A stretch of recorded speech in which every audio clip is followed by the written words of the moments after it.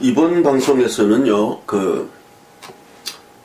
부정선거, 5구 대선, 19대 대선의 부정선거에 대한 이야기를, 어느 유튜브 방송에서 하는 것을 듣고 제가 거기에 대한 이야기를 좀 하고자 합니다. 그 방송의 내용은 홍준표가 2등을 했고, 만약에 19대 대선이 부정선거라면 최대 피해자는 홍준표 아니냐. 근데 홍준표가 가만히 있는데, 예? 홍준표 보러 부정선거 이거 재수하라 그래라. 왜 당신들이 나서서 부정선거라고 주장하냐.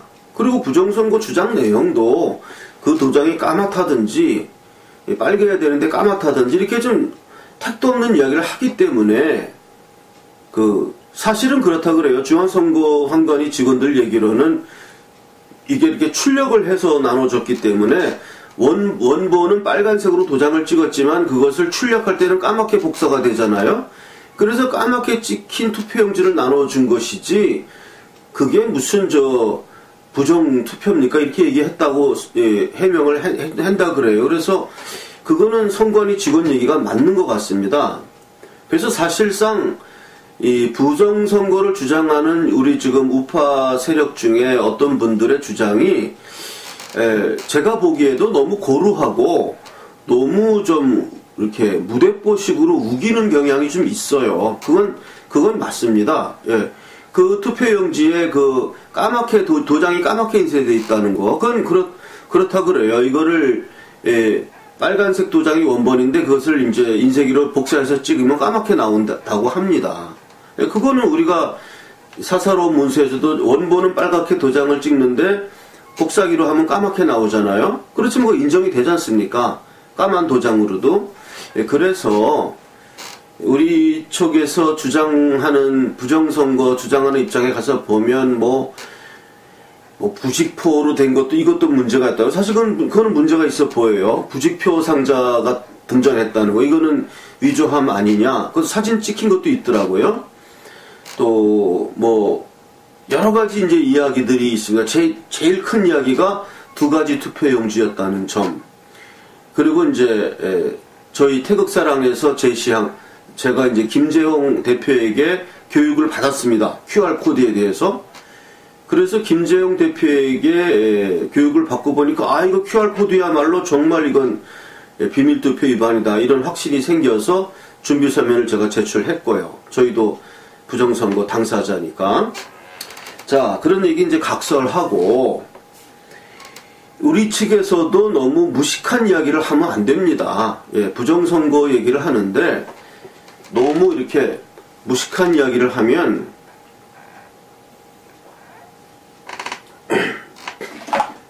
꼴통 소리 듣죠. 예, 그렇게 얘기하면 안 되고요. 지금 유튜브 방송 하시는 분 말씀이 홍준표가 가만히 있는데 왜 다른 사람들이 홍준표가 나서지도 않는데 하느냐. 홍준표한테 가서 부정선거 진상 요구하라고 주장해라. 그리고 홍준표가 나서야 된다. 이렇게 이야기를 하는 거를 제가 봤습니다. 그래서 거기에 대한 얘기를 조금 어떻게 보면 제가 비판적으로 좀 하고 싶은 이야기가 있어서 제가 이 방송을 합니다. 홍준표가 2등의 입후보자였다고 해서 이 부정선거의 당사자가 홍준표냐? 그건 아니죠. 무슨 대통령 선거가 1등에게 당첨금 주는 게 아니잖아요. 대통령을 시키고 결국 대통령은 국민을 위해서 봉사하는 거기 때문에 홍준표가 2등을 했다 그래서 그 사람이 당사자다. 물론 당사자가 되겠죠. 그러나 국민이 당사자죠. 국민이. 그래서 여기에 대해서 부정선거가 이게 말이 될 말이냐 하고 부정선거 제소를 하는 국민들에게는 아무 잘못이 없다고 생각합니다. 국민도 당사자다. 나도 이게 왜 이렇게 부정선거 했냐.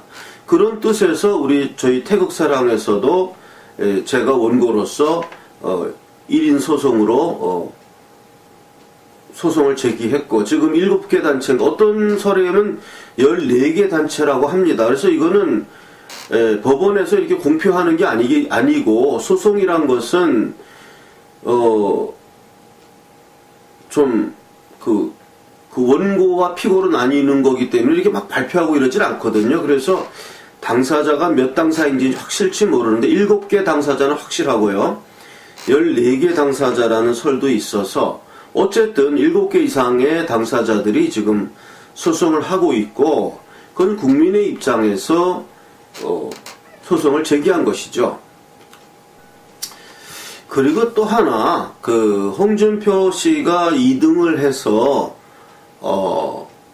당사자이다 이렇게 주장하는 것에 대해서는 실질적인 얘기를 좀 하고 싶습니다. 실질적으로. 저도 그랬고 그 당시 우리 우파 진영의 모든 사람들이 홍준표에게 표를 몰아주기로 해서 그 사람이 2등이 된 것이었습니다. 저희 태극사랑 제가 방송한 것 자체는 애초에 한국당 경선이 홍준표의 농단이었다.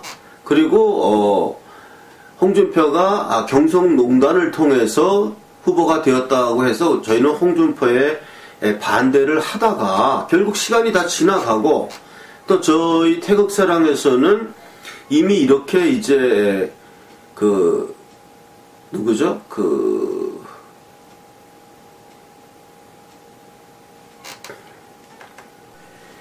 이인제법에 의해서 한번 경선에 출마했던 사람은 경선 불복해가지고 다시 후보로 나올 수 없다는 게 이인제법이잖아요.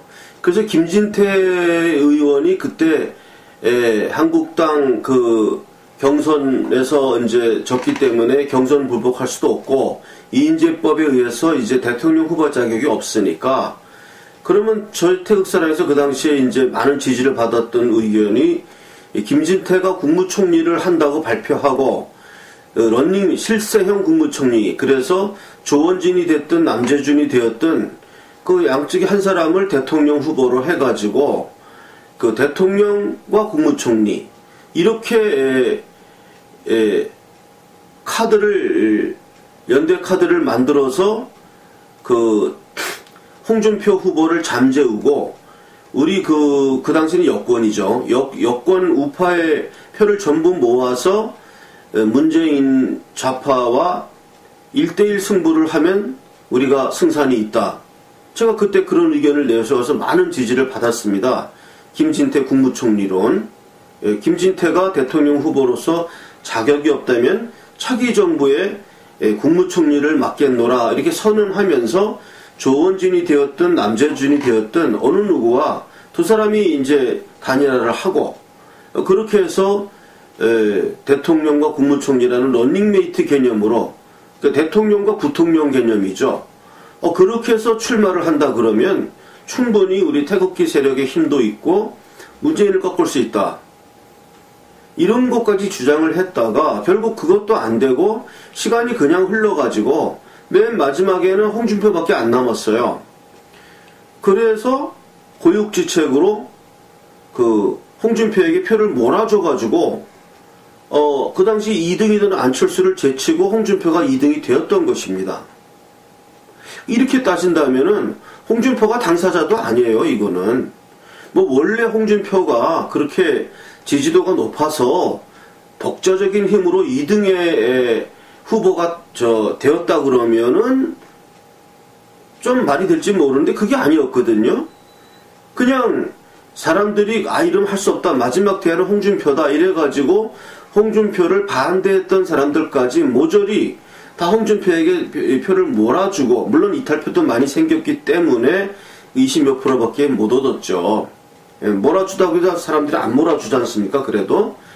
그래서 결국 홍준표가 2등으로 된 것이기 때문에 이거는 홍준표가 당사자도 아닙니다.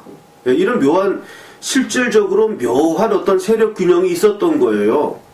그렇기 때문에 홍준표가 나서지 않을 수도 있는 거고 홍준표 나름대로는 또 개눈깔 굴리듯이 계산하고 있지 않겠습니까? 그런 부정선거에 나섰을 때 자신에게 돌아오는 손익계산서 이거 따져보니까 손익계산이 안 선다. 뭐 그래서 아마 나서지 않는 것이라고 봅니다. 자, 그러면 그러면 국민이 나서는 겁니다. 이거는. 예. 홍준표가 나서면 더 좋고, 홍준표가 자기 손익 계산 따져보니까 손익이 안 맞는다, 나서지 않는다. 아, 그래, 그럼 당신 나서지 마시오, 우리가 나서겠습니다 해가지고 지금 국민들이 일어서서 나선 겁니다. 예, 이거는 홍준표더러 그거 재판해라 이렇게 그 사람한테 떠밀을 것도 아니고요. 본인이 나서지 않으면 국민이 일어서기 때문에 나는 그 유튜브 방송자가 오히려 이렇게 부정선거 가지고 들고 일어나는 사람들에게 그런 홍준표의 룰을 멍해를 씌우는 것은 옳지 않다. 오히려 물론 저도 그 정청화 목사님 하는데 가서 몇 번 이제 참여해 보고 좀 너무 이게 무대뽀로 얘기하면은 오히려 우리에게 안 좋다 이래 생각해서 이제 참여를 이제 중지했는데요. 그렇다고 하더라도 그분들의 그 심정, 충정만큼은 이해하고, 이 19대 대선은 저는 이제 그 QR코드, 김재용 대표의 그 설명을 듣고 QR코드가 가장 강력하다, 이렇게 입장을 갖고 있고요. 그런 측면에서 보고, 이 우리나라가 제대로 된 나라고, 제대로 된 선거였다면 이것은 부정투표가 맞다. 저도 그렇게 생각을 하고 있습니다. 그렇기 때문에 어느 유튜브 방송 진행자 이야기대로 이것을 홍준표가 해야 될 그런 문제는 아니다. 여기까지 오늘 방송 하겠습니다. 다음 동영상은 제가 이제 성악가니까 좀 작년 11월에 우리가 태극사랑 합창단 공연을 하면서 제가 노래 못 부르는 노래지만 몇 곡 불렀습니다. 그래서 좀 준비를 많이 못하고 불러서 그렇게 썩 마음에 드는 그런 연주는 아니었지만 그래도 딱딱한 우리 이러한 방송을 좀 부드럽게 하기 위해서 제가 한 곡 동영상을 올립니다.